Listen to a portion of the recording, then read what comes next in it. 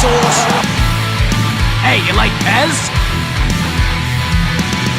It looks like that. Here's Heaney from the boundary line. He's an expert at these. From the boundary line!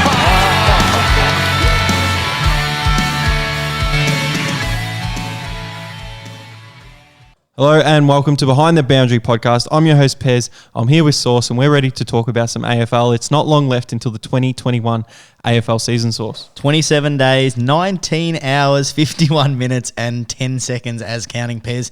I cannot contain my excitement. I can't wait to be back at footy. Not only for footy to be started, be back into watching football live at the G, at the Hello Ground, at Marble Stadium. Round 4 is when we're allowed to go back into stadiums, Pez. Round 4 at the moment, but we don't know what will happen. Being here in Melbourne, we just came out of a snap 5-day lockdown, which has been happening in different cities around Australia, but it happened here while the Australian Open was on because of the Australian Open hotel quarantine. That's a different story, but we've been watching tennis without crowds, which has been pretty horrific. AFL without crowds is much better. But crowds are back tonight for the tennis, and not many are left in the tennis. So it's getting down to the business end. It's getting down to the business end. We're watching one of the blokes at the moment who's taken on Djokovic. Pretty interesting sort of stat. Made one... by showing up tonight for the final, he made more than he's made in an 11-year career. It's not something that you'd be sort of bragging about, 11-year career, if you make more in one game than you have across 11 years. But he's making a lot of money though. Making a lot of money, just like our cheeky punt pod, Pez. Yeah, the cheeky punt. We get on board with that. Djokovic looks like he's going to win 3 sets, but we're not here to talk about the tennis. We're here to talk about the footy, and we've got some fans' questions throughout the time that we've been off. I don't know how long it's been. We were meant to do a podcast on Saturday, but then the snap lockdown was there and we couldn't do it, and we didn't want to do it remotely. We wanted to get back in the business of it, but you know what? We might have to do it remotely if that happens again. Yeah, we might have to be a bit more prepared for the remote aspect of things, Pez. We thought it was over. We didn't want to go back. As good as it is getting into the studio, the renovated studio at the moment, which is Pez's home, nothing beats a live podcast with you here, Pez. A couple of frothies discussing football. I've been looking forward to this all week. Well, actually, since yesterday, since the announcement came that we could actually do it. I messaged you yesterday about maybe doing a cheeky break the law, but you said no. You can't do that. You can't do that. Behind the boundary is not for that. Because you were definitely home last night, isn't that right, Pez? I was home. It's not on for that stuff. So, no, not at all. So don't do that. Don't break the law if you can help it. I don't even know what to say about that. No, because you're a lying piece of food. We've got a few great questions tonight from some fans, and some questions that we have answered. Last pod we spoke about 5 different sides. We're going to be speaking about a few different sides and a few different other issues. Yeah, none of the issues, Pez. More about stories and potential crystal ball. Looking into a crystal ball. There's going to be issues. I can tell you there's going to be issues. Well, you're gonna pot shot north again, are you? Oh, you picked it. What was that paying? That's good. Well, the odds of that, Pez, $1.02. Probably even that's a bit high for you potting north. But we have got some great questions, some from our fans. If our fans, Pez, didn't get their questions in the 3 weeks, it's a little bit slack. I'm not going to put it on them because we were meant to do a podcast the week after. But how can they get in contact with us, Pez, to drop us some great AFL questions? Maybe we haven't talked about your side. Maybe there's an issue that comes up or a news story that comes up in the week. How can they get a hold of us? Well, they've got to slip into our DMs on Instagram at Behind Johnny the Bound. style. Twitter at Behind the Bound, and Facebook at Behind the Boundary. So get on board, get your questions in, and we'll answer them. We will. All right, we'll start off with this one, Pez. We'll start off with a great question. One of the teams that did very well in the off season. They did extremely well last year. Met I guess over expectations. A lot of people predicted them to sort of slip out of the 8. Every year they they predict this team to slip out, but every year, Old Faithful comes around, and we're talking about my Geelong Cats. And the big question that a lot of people are asking is, they're comparing it a lot to, buying a premiership. But the big question around it is, what does a forward line of back-to-back Coleman medalists mean for the Cats? Is it premiership or bust? Oh, it's definitely premiership or bust. They've gone all in here, but they're able to with the amount of land and pubs they give away. We've already spoken about that on the pod. The Cats beat the salary cap and will be exposed in years to come, I'm sure of it. No way. What this means is Dangerfield's actually been saving the Cats for a few years going up forward when Tomahawk is is not in business, or they're defending him really well. Dangerfield goes up in the third quarter or the fourth quarter, kicks a few goals, gets them back in the game, wins them a couple of games during the year, which gives them that top 4 type finish. So I think it means Dangerfield has to play more up the ground and not play that forward role as much, because you're going to have Tomahawk and Jeremy Cameron there. Jeremy Cameron's an absolute star. You got to rate him. Tomahawk, strongest forward in the league, played a really good season last year and led the league in goal assists as well. So if he's goal assisting to Jeremy Cameron, who likes a little over the top goal, I think it could work. I think it could be really good. It's not just about the forward line. That midfield does need to perform, and Mitch Duncan, Sam Menegola, Cam Guthrie, they need to continue their rise and continue to perform. If they do, Geelong, top 4, ready to go for another stint at it. Yeah, I mean, the obvious answer to this one is, Pez, that, you know, every single person that you'll talk about, you know, when they're talking about Geelong's forward line, will, you know, the conversation in the pre-game room is, you know, who does your number 1 defender go to? It has to sort of go to Tomahawk, and then your second one goes to Cameron, and then you've got to fill the rest of that forward line. But obviously the adjustments will come throughout the game, and that's where it's so damaging. We haven't seen a forward line like this for a while, not probably since the Buddy Franklin, Jared Ruffhead days, and even then he was still a second-rate forward in Jared Ruffhead. We haven't really seen that sort of firepower there, and I think it's going to really mean that teams are really going to struggle menacing sort of defence around it, because it's going to be chopping and changing between, well, when do we stop the influx? You know, Jeremy Cameron has the potential, and same with Tomahawk, to kick 2 or 3 quick goals. Do the adjustments come then and you overexpose, or do you stick to your game plan? I think that's the main thing that's going to really expose some teams. I think it's obviously, I mean, you got 2 of the last Coleman medalists in there. As you said, Tomahawk, number 1 in goal assists for the last couple of years. He's been up the top there. A lot of goals are going to there, but it does around the midfield. But I think the bigger question is how teams are going to plan for it. Yeah, well, I think Tom Cleary, when he gets the thing, remember that game against Port Adelaide where Tom Hawk absolutely gave him a bath but missed every single goal. They're going to say, all right, Tom, you're not on Tom Hawk this time. You can go to Jeremy Cameron. Then he has to run up the ground and things. Speaking of that, I think Jeremy Cameron will fit in really well in terms of at GWS, when he was up forward and they weren't winning the ball out of the middle and they weren't getting the ball inside 50, they were really struggling because he wasn't getting his hands on the ball. Yeah. And then it changed where the coach said, you know what, Cameron, you've got to go up the field. You've got to get the footy. So he went up, took some really good marks on the wing, got the ball up at half forward and wasn't in goal kicking range and was able to set some people up. But he needed to be there and he also needed to be in the forward line. Now, he can be there on the wing for Geelong and he can be kicking into Tomahawk. Yeah. And then you've got the small forwards there as well to crumb it. So I think that it's a really good fit.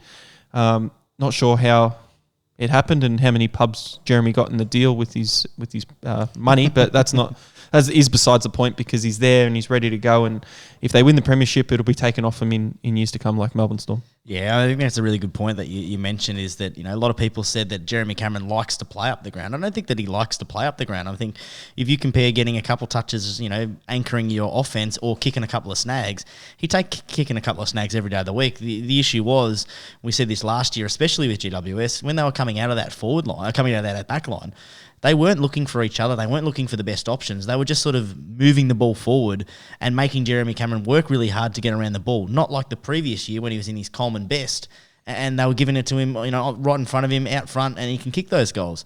This sort of, you know, forward line structure that they're going to be running, they're going to be playing 50-50 basically. One playing out back, one's playing up the ground, and they have the, you know, they'll have the legs to not always, one of them, you know, Tomahawk not always running up or Jeremy Cameron always running up. They'll be able to 50-50, and one of those tall forwards who both have the midfield capacity to run in there will be able to anchor their offense. And it does mean though, it's premiership or bust for Geelong. The only pass mark is a premiership. But they've been going for that for a few years with the recruit. But this has to be the best list they've had though. Dangerfield, and then they keep topping up with these older type players. You add Sean Higgins into there in that midfield as well. Great use of the footy. Great use of the footy, yeah. It's going to be very scary. But speaking of Jeremy Cameron at GWS, geez, it was a struggle to watch when GWS were getting the ball inside 50 between 30 and 36 times a game, and they were still in games, losing by 3 goals, but having 20 less entries than their opposition. So GWS really went downhill, disappointing. Lost Jeremy Cameron. We don't know what that means for them, but for Geelong, it's a big plus and on their way to a grand final possibly. Yeah, hopefully a grand final, and if not, hopefully Chris Scott gets the sack.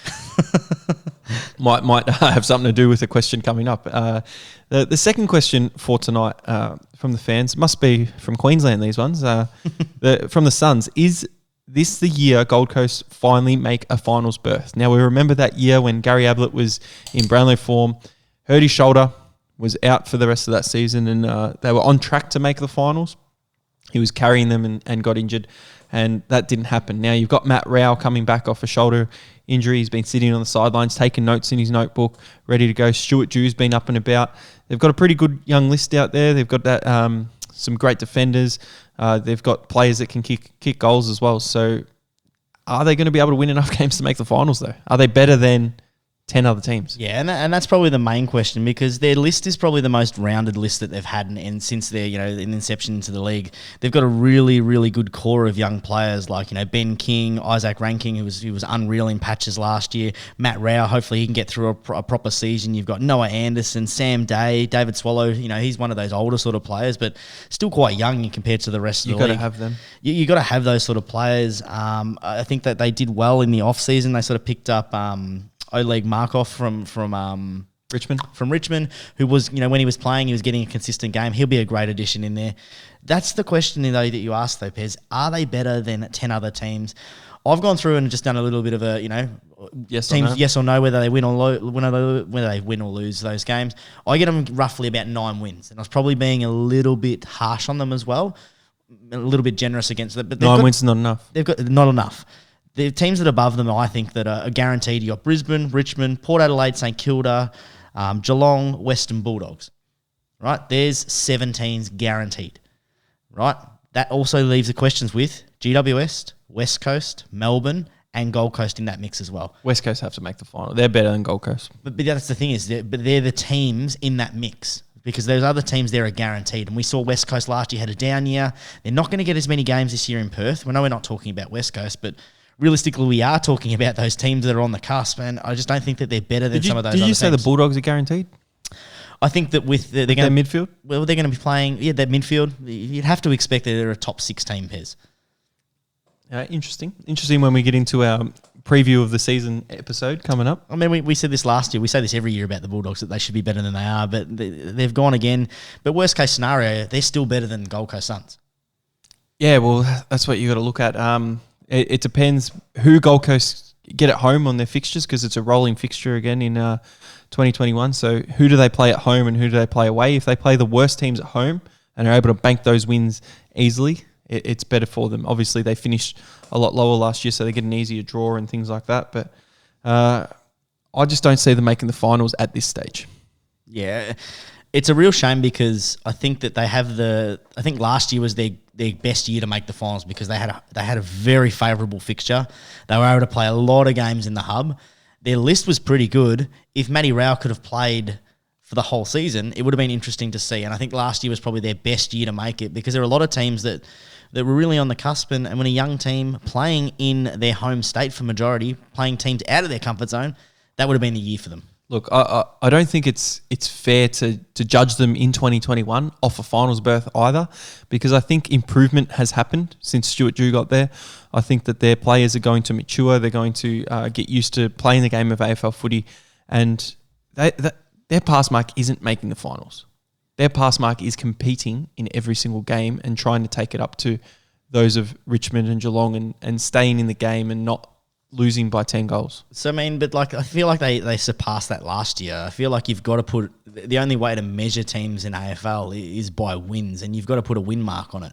So, what's a win pass mark? If there's 23 games, but they only play 22 games, there's 23 rounds, 22 games, what's a pass mark? 9, as you said. You reckon 9's the pass mark, so just under half. What did they win last year? I don't know, not 9. Less than 9, I think it was 7. Matty Rao comes in, they could be exciting. Could he be a player just to carry a team? It's not like the NBA when you've got one player and it can change the whole thing. There's 22 players there, 18 on the field. So I don't think that player has that bigger difference, not like a Dustin Martin type who has a lot of difference in the finals. But I just don't see them competing against those top sides, and I think they need to not get blown out in games and win the games that they're meant to.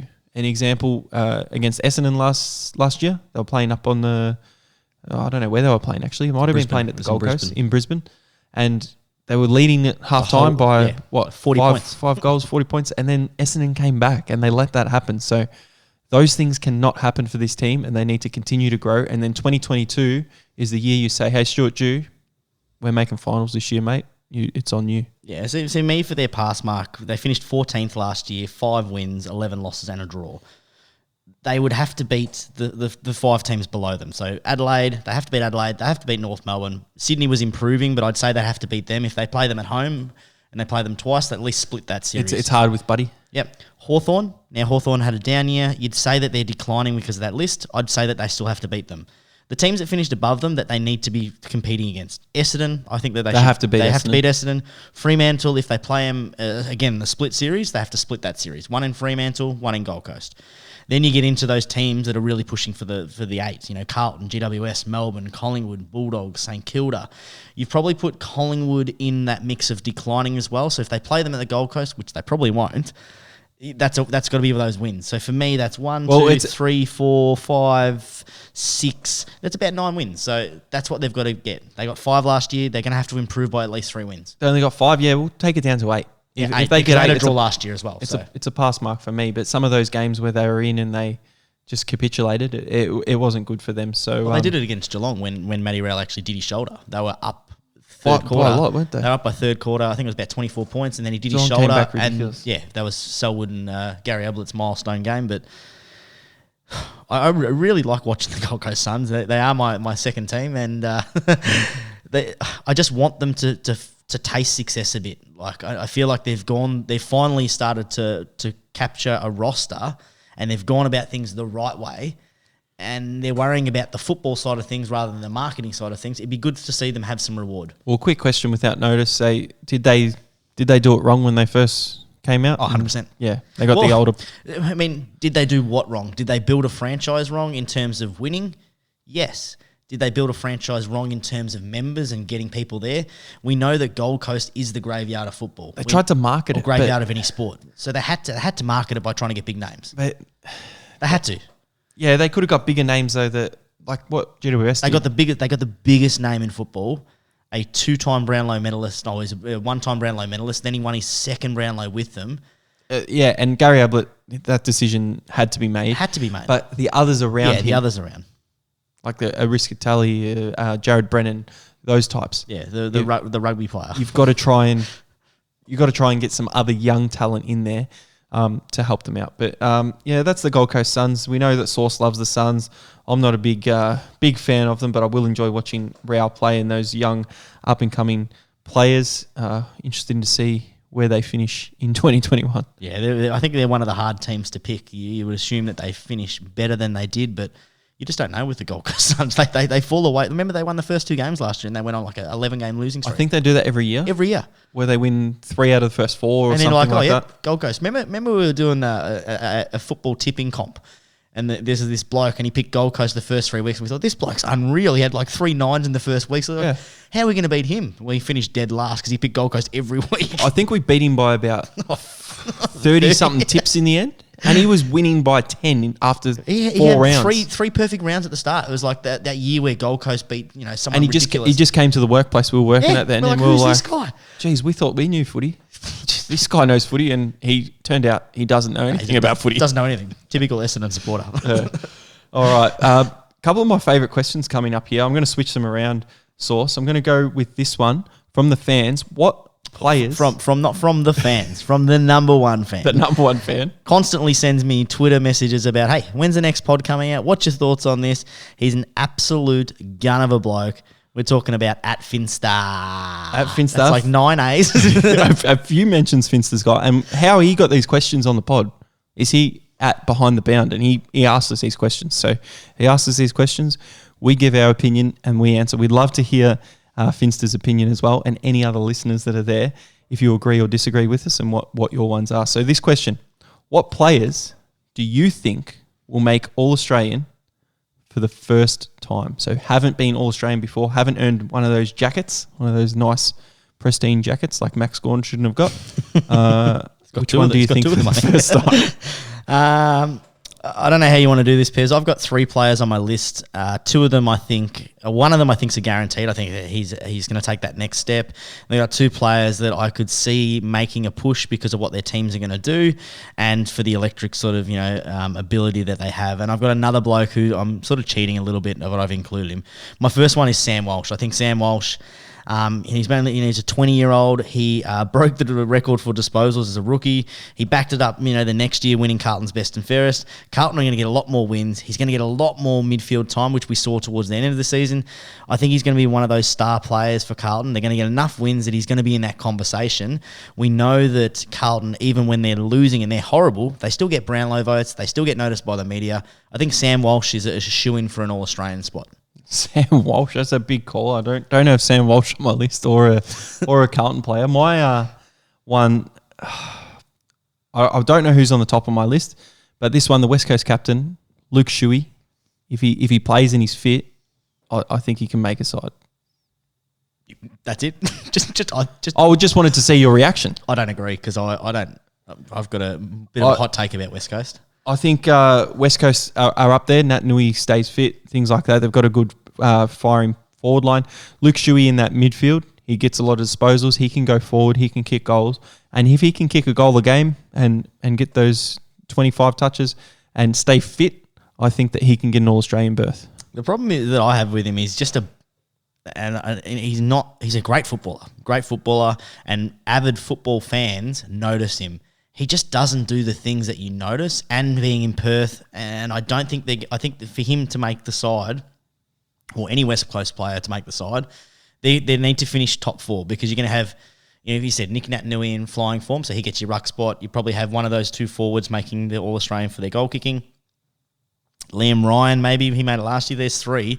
To get a 4th player or 5th player in there, they need to be finishing top 3, and I just don't think that they're going to do it with that list.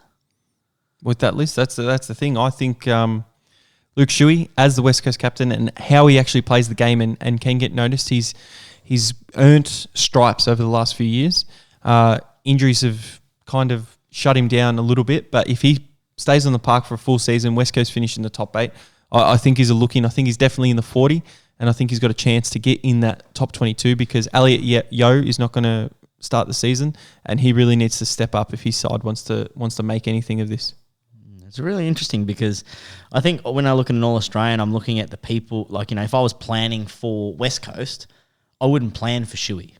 I'd plan for some of the other guys in there to beat them. And I think that's where, you're not wrong. He does, you're right, he averages those 25 disposals, he can sneak up, kick a snag. He, if they can get enough wins on the board. Who's he similar to at Geelong?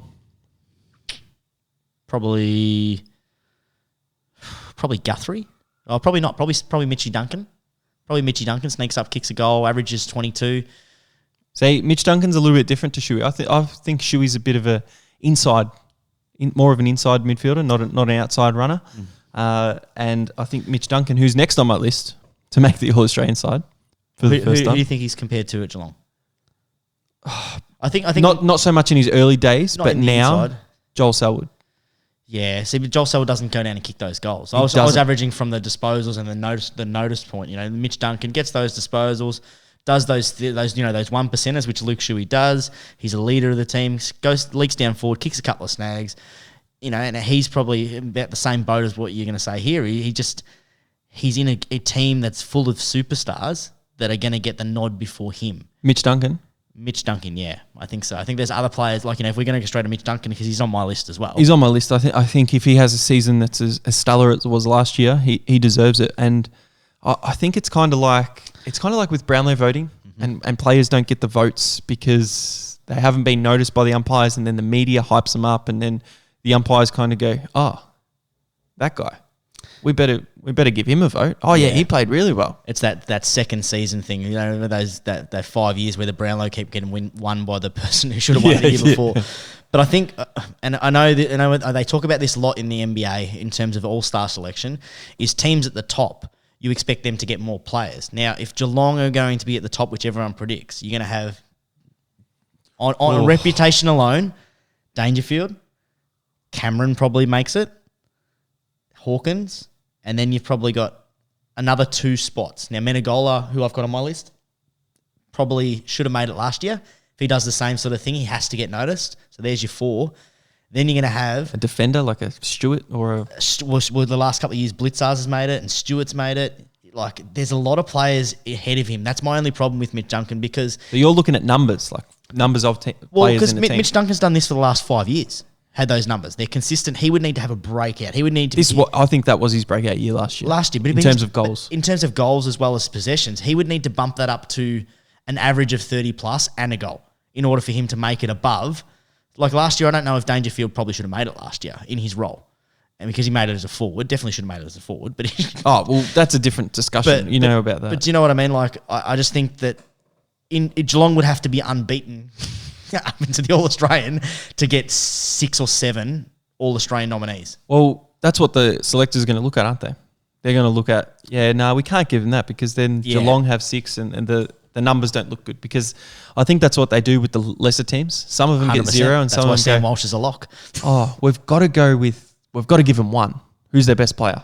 Yep, this guy. He's going in. So I agree with you on that, but I'm just thinking of pure talent and goal kickers to get noticed, and Luke Shuey, Mitch Duncan on my list. You know, Mitchy D is one of my favourite players. Him and Guthrie in that midfield, that in and out sort of back and forth. I love watching them play. Would love to see him get a jersey, but I think it's going to be tough in that sort of lineup. If everyone else performs. If no one else performs and we bomb out, then maybe. You've given away your third, haven't you, with Menengola? Yeah, well, I think Sam Menengola is. Well, I've got him, and then I've got he was the one that I didn't want to include because we made the list of 40 last year, and he probably was the biggest snub, and he should have made it. The issue with Sam Menengola is he's a dedicated wing, and dedicated wings don't get in. We know that. But he did exactly what Mitch Duncan did last year, but he did it in a position that wasn't dominated by superstars. He averaged a 20. Well, he was almost got up to I think about 28 disposals per game. There was a month where he averaged 32, 33. Kick snags, and he broke games open. Even in that grand final, we saw him, take a really contested mark, put his body on the line and had a great opportunity to get Geelong back in the game. He stands up in big moments. He's a big moment player, and he's finally starting to get a bit of poise about him as well. The last couple of years, he sort of blazes away when he got the footy. Had a lot more control last year. The offense was a lot more structured, and they were actually coached well. So I think that he definitely was a shoo-in for, if he does the same sort of thing, another 40 selection. And maybe with the pressure that they received last year about putting people in positions, maybe it's the year we actually get people in positions. Well, there you go. Is that your list done? Yeah, I've got one more that I'm not going to talk about, but because it was a real bit of a stretch. But yeah, it's yours. I've got a couple of stretches in here. We just watched the Amazon documentary that's going to come out of the AFL. We didn't watch it. We watched the preview of it. So good, and it looks except for the season finale, which will probably be the grand final. So I might skip that one. Looks amazing, but and I like how different sports are doing this as well because it gives you a real insight. I loved the test on Amazon, and now we've got an AFL one, which is absolutely amazing. Test was good. Test was really good. It was really good. So I'm going to go with a player that got dropped last year, and captain of the side, Stephen Canelio. He really needs to stand up because GWS, no Cameron, he doesn't make the All-Australian side anymore, does he? No. So who have they got? And they're probably going to have one off your rule. You go to the lower sides of the comp. It depends how many games they win, but you're probably looking... You're probably looking at least one, maybe 2. And Stephen Canelio, he's a midfielder. He can go down and kick goals, and he's really got to pull something out this year because getting dropped, that's got to put some fire in the belly, and that's the reason I've gone for him to possibly get in 2021. He's a good shot. I mean, like when he came back from injury, he was averaging 20 or so disposals. He just doesn't... I really like watching him play, but he just doesn't break that game open. He's not like your Lockie Whitfield. He's a bit frustrating sometimes. He's very frustrating. He doesn't seem to use the first option either. He seems to hold on to the footy a little too long and try and do that extra bit because he is that sort of talented footballer. But I think when it's going their way, GWS, he's rolling. He's a front runner. He's really going good, and because he got dropped, I think that's what's going to make him go, you know what, I need to work really hard. And when it's not going our way, as the captain of the club, I've got to be the one to get in there and do something about it. So if he can do that against when things aren't going their way, I think we get noticed more, and I think that can be a good shot. And I think that's a really good pick, is picking any of those sort of Giants midfielders to make it for the first time, because this is their year. This is the window is almost fully shut. There is a gentle breeze making through. It's not even blowing the curtains open. That is how big their gap is. A massive fall from grace, but they Nearly putting the jail bars on that window. They need to do some big things to the Giants, and I think that if they are going to compete for a flag and open that window a little more, Cornelia has to be a big part of it. And if he's a big part of it, then all Australian selection, that's a good one. I've got 3 more. Let's go for your risk, your most out there one. Most out there, my main man, Maxi King, Coleman medalist, all Australian. That's a lock. That's a dumb choice. What if he averages 4 goals a game? Who's he competing against, Pez? The Tomahawk. Jeremy Cameron. Yeah. Buddy Franklin, who's going to kick his 1,000th goal this year. Well, that's if he can stay on the park. Max King stays on the park, averages 2 a game. Say he averages 2 a game over 20. Yeah. So he kicks 40, but then he's going to kick more than that. Yeah, he's going to go at least 50 goals. He's probably, if he wins a Coleman, aren't you guaranteed the full forward spot? No. Ben Brown didn't. Yeah, but Ben Brown's shit. Jesus. All right, there's the North Melbourne. So we'll look at 9:44 is when North Melbourne our viewership goes down by about 7, so we lose their whole supporter base. Maxi King, mate, big contested marks, big goals. You know what? He'll average 3. He'll kick 60. He'll win the Coleman, and he's in there at the full forward spot. He's got a lot of people to beat. You got Kennedy to beat. You've got Darling to Kennedy's beat. but they're competing against each other. Kennedy and Darling. Buddy Franklin, because he's going to kick his 1,000th goal. He's competing against my other guy. You got his brother. You got his brothers. His brothers in there as well. You've got his brother's no good. You got Tommy Lynch. Tommy Lynch is competing with Rewalt. Who's Max King competing with for goals? You got our man from Port Adelaide, mate. Big Charlie, the big D. Big Charlie. I picked him about 7 years ago to win the Coleman. He still hasn't done anything. You've got Ben Brown at Melbourne, a previous Coleman medalist. I just don't see that happening, mate. But I like your... Well, keep a note. I like your optimism. Keep a note. The King is here, 2021. All right, I'll go through my other 2. I've got a forward and a defender because we haven't spoken about many defenders. Give us your defender. Jeremy Howe. Ooh, don't like that. Coming back. Nah, he broke his leg in the 3rd week. Coming back off the ACL. He intercept marker when they've moved him back down. They're not going to win enough games, Collingwood. They need to have one. No, they don't. Not when the ball's always down in the defence. It's not that impressive if every time the ball's coming down there and you're taking into So mark. I went with Max King 3 goals a game. Jeremy Howe, if he averages 14 intercept marks a game. Because the ball's coming down there every time. That's not that impressive. So, why hasn't a Gold Coast defender made it? Because a Gold Coast defender doesn't take 14 intercept marks a game. If it's Jeremy Howe, he's going to step on 14 heads, give away 7 free kicks for unrealistic attempts, and probably tear his hamstring in the 5th game. He's come back off injury, ready to go, raring. Darcy Moore's there to support him, and Jeremy Howe. Darcy Moore. Yeah, I don't know. Stuff that. All right. Our last one. Forward. Our main man, Isaac Heaney. Isaac Heaney? Yeah. He's back. He's back. He's back. Surely he's back. I hope he's not injured again. Oh, jeez. But if Buddy comes into that side, frees up Isaac Heaney more because Isaac Heaney's been taking some pretty big defenders, going up the ground a little bit. Papley has to get a bit more respect, which we saw in that second half of the season. Here we go. It's his year. He's still in our intro. I love Isaac Heaney. He's great to watch, and he's the biggest... He's one of those blokes, every time you're looking through like his sports bet app and you see his name, you're like, surely he kicks a goal. Surely he kicks a goal. He always kicks a goal. And then you watch him, you're like, you're a very frustrating player to watch. That's only when you got a pun on him. But yeah, Isaac Heaney. He'll pop up for a few. But like their forward line, up in the midfield, you know, he actually gets a really good run because if you get Franklin in there, you got Will Hayward who showed some really good form. You know, he's a tall forward. Tom Papley, and then you got Isaac Heaney. I don't mind that. Nick Blakey as well. He popped up at the half forward. Get him in. I don't mind that.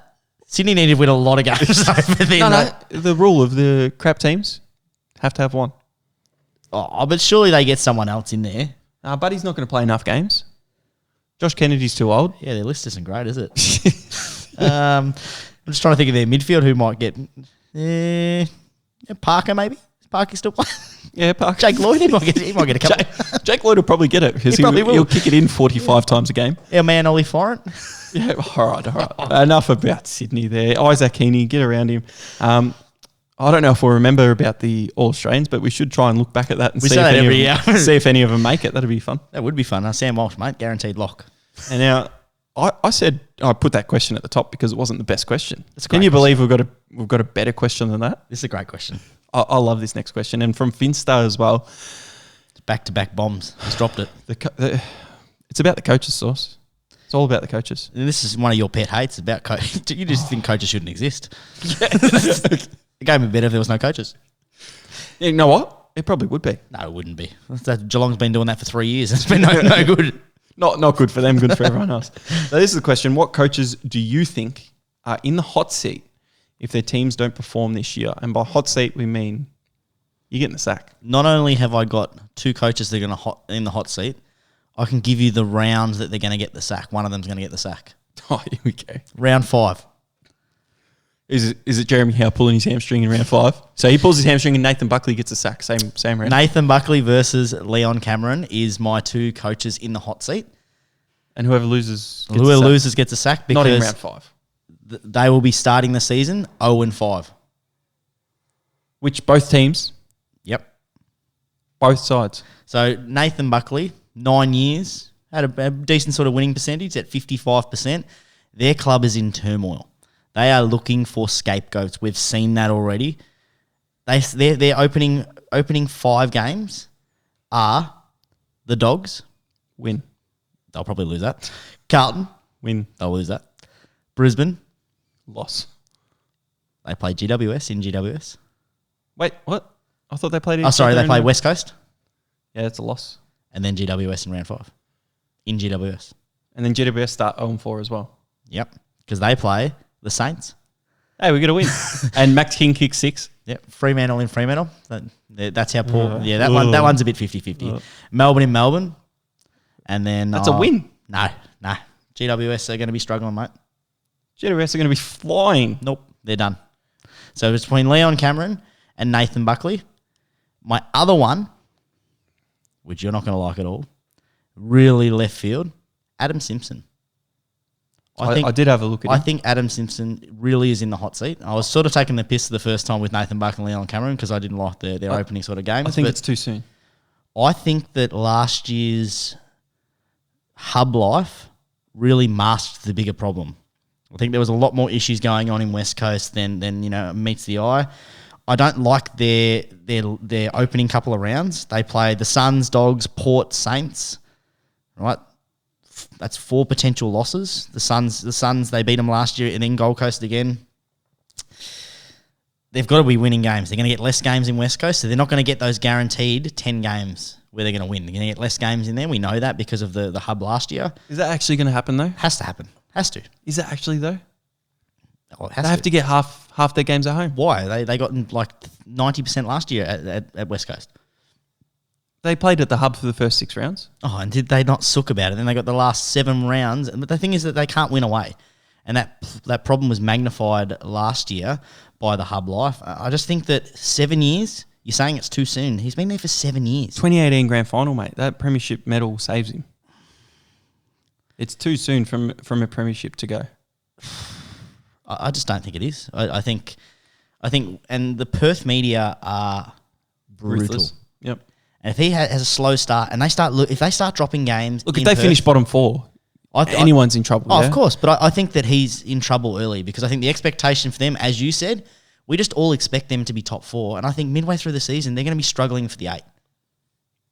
Well, if they don't make the 8, so you're saying if West Coast finish 9, I think they'll finish lower than 9th. I don't have them in my top 10. Wow, well, there's the biggest thing right now. No West Coast in your top 10, but big call. That was my big one. I was sort of looked at Nathan Buckley and Leon Cameron. They're the easy answers because Leon Cameron, he doesn't perform. They're out. Nathan Buckley, well, they're looking for outs of the way it is. Their list is going to be declining. He hasn't been a great coach for them as it is. He has to go, I reckon, halfway through. But Adam Simpson, I really looked at, and I think he's in a genuine hot seat. A lot of Western Australian listeners, possibly West Coast fans, wonder if they agree with you or not. Yeah, jump on Twitter and tell me that I'm right. Yeah. And in round 10, when they're 0-10, you're welcome. They won't be 0-10. They won't be 0-10. I can guarantee that. Yes. All right. What's your list? How many you got? Right. You got 7. You got what? 19 coaches there. No, sacking the VFL. I've taken it down. I've been told by management up above I could only go to 5. told you 3. And I've said, no, I can't have 3. I have to have The 5. media manager, the producer's giving you the shake of the head, mate. One of them is Buckley. So turned into Mr. Nice Guy last year. Previous years he was, hard. I want to win. I want to do this. I'm against the players. I'm not being their friends. Now he's Mr. Nice Guy. He's their friends. They're not winning or not getting to where they need to go. Eddie's gone now. So he's little, daddy up the Protégé, top there. And yep. bang, Eddie's gone. So if the Pies don't perform, it's bye-bye Bucks. Bye-bye Bucks, yep. See you later. So I agree with you, Sauce, on that one. Good. The next one, just Adam Simpson. a first-year coach. First year coach. Mr. David Noble, North. Come on, mate. See you later. No, that's just a joke. He can't get the sack. That's with the joke one. Can I just say something here? The amount of people, like this is so ridiculous, but the amount of people that will ask for his head after they're 0-8, 0-9, it will be ridiculous. Either trust in the rebuild or don't trust in it. Look, you can't be asking for North his head. need to rebuild, and they've started on the right track, which is really, really good. If they lose every single game this year, not ideal. But and you remember, no one wanted to coach them. Like they struggled to get someone. So, but they got David Noble. He's come from a good system, and he'll be ready to go. So I just wanted to have a little dig there. So I didn't really have 5. Yeah, good. My next 3 are serious though, and Luke Beveridge from the Bulldogs. Nah, too soon from a flag. Oh, no. That flag will keep him forever. That's 2 years behind that. Too soon for a flag. 2016. I'm just using your logic, mate. I disagree. Mine was 2018. The flag. I wanted to sack Beveridge the year after he won the flag. You did. Got his premiership in 2016 and nothing since. With their star-studded midfield this year, if they don't make it, neither does he. He's got to go. Like, everyone loves him at the Bulldogs. He brought the premiership after so many years. They didn't do anything. They had a good month of football. Yeah, he's chummy with the players and things like that, but he doesn't. I don't rate him in the press conferences. I don't rate his knowledge and what he speaks about. Look at how good that list is, and every year people are predicting them top 4. Well, they predicted him to win the premiership last year. How many people had them in the top 4 last year, and they struggled to make the 8? They lost the first final. But they struggled. They had to win on the last week to make the 8. It's ridiculous. I don't think there's never any pressure on it. I don't understand that. As I said, that premiership probably put their club back 15 years. Yeah, and that's fine. I will take that as that. As a club coming from a club that wins premierships quite often, not good enough. Not good enough. You wouldn't take a premiership to not win one for the next 15. I mean, when you've had some, if you've had some success, maybe not. See what happens. But yeah, Beveridge, I think, can be in real trouble. They're meant to, with the get of Trelaw in that midfield, they haven't improved their forward line much, except for the number 1 draft pick, or their back line. They have to be ready to go and climb the ladder. If they don't, it's got to be time to have a look at him, and he's got to be under pressure. There's got to be that microscope on it. So, Beveridge. Next one, Melbourne, Simon Goodwin, been there since 2016. Has he though? Has he been doing the job? He hasn't been doing anything. I can't work out who's coaching Melbourne. What year was it they made the prelim? Lost by 10 goals. 3 years ago. 2018? 3 years ago, 2018. No good. That's when West Coast won the premiership. Mm-hmm. Too soon for Adam Simpson. Not too soon for Simon Goodwin because he lost by 10 goals. Not too soon. In a prelim. And what did he do the year after? Didn't make the finals. Mm-hmm. They bottomed out. They bottom 4. And what did they do last year? They finished 10th. Yeah. Not good enough. Not good enough at all. Since Paul Roos went in there. Their list isn't good enough though. Paul Roos went in there for 2 years, ruined his coaching record and went, you know what? Someone else can have this because they're not going anywhere. The list is no good. Gave it to Simon Goodwin as a protege. He's done nothing for 4 years of footy. 4 seasons of footy, absolutely nothing. Now they've got the Coleman medalist Ben Brown to come in. They've got Magic Door training. So you might as well merge with North and go and lose 20 games. They can actually be called North Melbourne. That'd be good. That'd be awesome. It'd be awesome. There you go. And Noble can take over that. Goodwin can go. They'll probably still finish bottom 4 and see you later. Yeah, I mean, there's one bloke that we didn't talk about further, All-Australian. Like, the only player that they've got that's potential is Petrarca.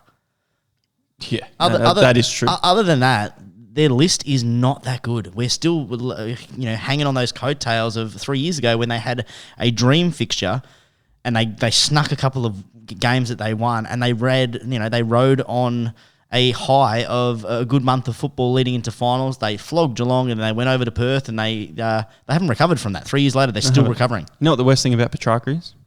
So him and I had our ACL surgery on the same day to repair an ACL. So when he had it, I still get messages from my mates when he's playing footy out there. What are you doing with yourself? I go for a walk, 100 metres, I pull my hamstring. I was walking with you in the kitchen before you fell over.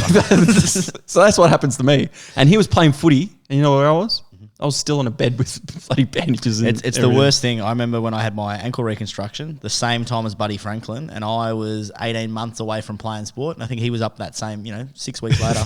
That wasn't 6 weeks, but He was running. he was after running a couple after months. 6 weeks, and Yeah. the same surgeon did my surgery as him, and he was telling me about how much all the progress he's doing, and I was like getting down. And he's like, "Well, that's his job. His job is to play football." He said, "He's like, you have to work, you have to do this, you have to do that, and your rehab." He's doing that non-stop. So Yeah. it's amazing how quick these AFL players get back. Ridiculous. But They get some good things. All right, I've got one more. last one, it's my man, isn't it? Come on. Not your man. It's Clarko. 4-time premiership coach. Been there since 2004. It's time. Too soon. too soon from a triple premiership. Too soon for a triple premiership. 16 years he's look, been there. rebuild- I'm actually surprised he didn't step down at the end of last year. I thought he was going to. Yeah. Rebuild's not working out. For career longevity for him, I think he has to step down after this season. Has Hawthorn got the stones to pull that pin though? I don't think they can. I don't think they after can what he's either. done for the club, I don't think And they that's can. why I thought he would have got the friendly tap. Do you reckon if he got the friendly tap, he would have set it taken away himself? I think he should to go in his career, because if he has 1, 2, 3 more seasons of Hawthorn finishing bottom 6, they have to do it eventually. He can't just keep doing that without improvement. They tried to rebuild. They tried to top up Yeah. with different players. And they made John Patton, Tom Scully. They made the wrong calls there, and they got the wrong players there. They got Jaeger O'Meara, good pickup, good player, but it just didn't gel. It hasn't worked. And I mean, I suppose it did work in the short term because there was that year 3 years ago they finished top 4, and that's when that was fixture. But you had to in terms of Hawthorn and then just the winning culture, you had to reload that way, not like North did 5 years ago. You had to do it, but. Yeah, they finished top 4. They went out in straight sets, and then they've been going down ever since. And I don't think he's the man for the rebuild. You don't want to doubt the man because he's an absolutely stellar modern day coach. But I just think that he could have another role somewhere and extend his career past the next 3 years. Not only that, he's sitting top 20 in win percentage across his 16-year career at 61%. He loses 90% of these games. He's going to fall drastically down that list. If he was to step And he away, won't get another coaching job after this. You know what they did with Fremantle? How Ross Lyon went from St Kilda, who were in the finals, and he went over to Fremantle. Just a winning type thing, and wanted to continue winning. We knew St Kilda was going down. Where could have Clarko gone last year? That would have made sense. West Coast. Do you know where he should have gone? Geelong. No, GWS. Him in GWS's list would have been perfect. Would have been perfect. 2 seasons ago. Imagine that. Yeah, 2 seasons ago, instill that winning culture. I always remember that game that Hawthorn beat GWS up there when it was snowing. Yeah, in Canberra. That is one of the problems with GWS is they just don't have that winning culture. How's Clarko at quarter time in that Just game? takes his shirt With off, the shorts and the running short around in the sleeves. pre-game, takes his shirt off, gets the rig out. But that's what GWS need is to build not only a winning culture, but the players I feel like don't play for each other at GWS. Hawthorn, they always say the family club. It's not because of the members, it's what they do on the field and what they do for each other in there. That unsociable football, that family orientated, everyone in for it, everyone eats at the table. Doesn't matter who gets the possessions. I like that pickup. I think GWS would have been a perfect fit for him. Yeah, and it's too late for them now. Round 5. But he's not going to be able to turn that list around now. They lost Jeremy Cameron. They've lost too much. It's too late. since It's then. too late now. But that would have been, even still though, with the amount of talent they got on that list, that'd probably be there's another destination. So I don't think Geelong. I don't think.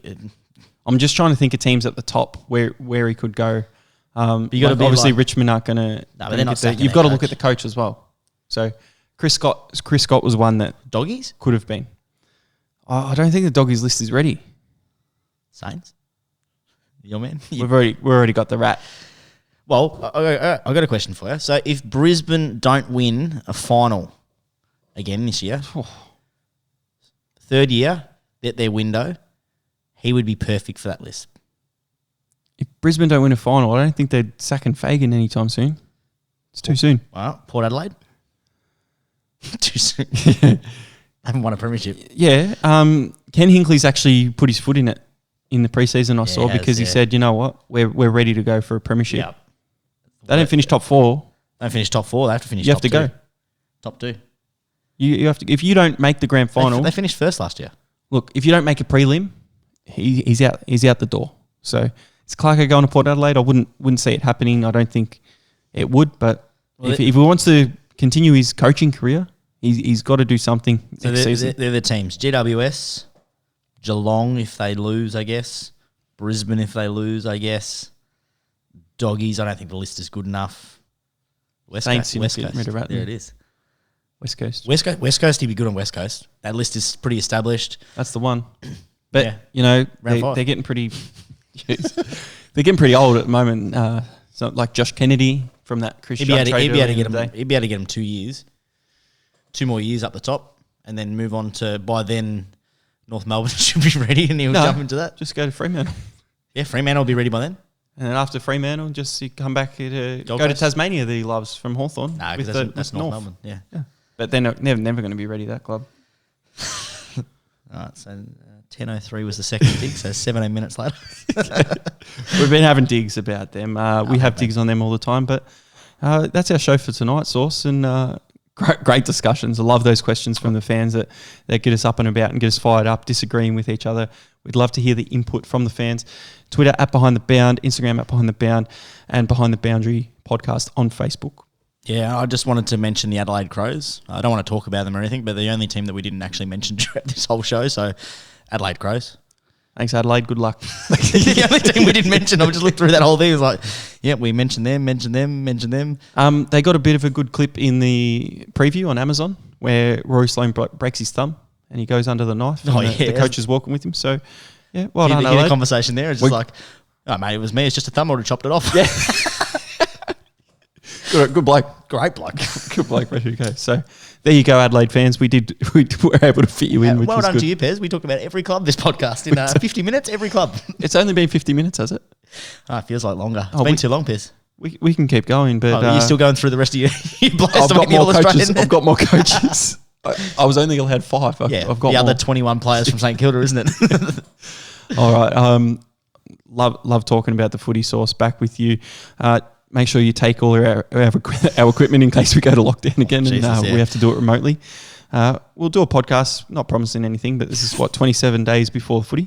We'll do one before then. Yeah, 27 days, mate. 27 days. Should do a couple, Sauce. Come on. Well, we need the fans want it. Well, the shows that we I'm going to guarantee you that because we always need to do them is our ladder preview, our award preview, Pre-season prediction, and the pre-season prediction. So there's at least 2.5 shows. Yep. Ready to go. That pre-season prediction show is really good because I love looking back at the end of the year where I'm pretty on spot. I'm very right. And Sauce, you're struggling a lot. I love that. This is my year, mate. This is my year, 2021. And before I sign off, we are watching the tennis. The tennis is over. Djokovic won. And they're just showing a replay because there's not many matches going on. And it's daylight and sunny. And it's 10 p.m. at night. And they've got in the top corner earlier today, just in case you didn't know it was I thought the lighting was just really good. The lighting looked like sun. It's great lighting. Well, that's good lighting. If you want good lights, ask Rod Laver Arena. We should have ended the show 5 minutes ago before we mentioned Adelaide and the lighting. We just wanted to keep going. I'm Pez. Peace out. I'm still Sauce. We'll catch up next time, guys.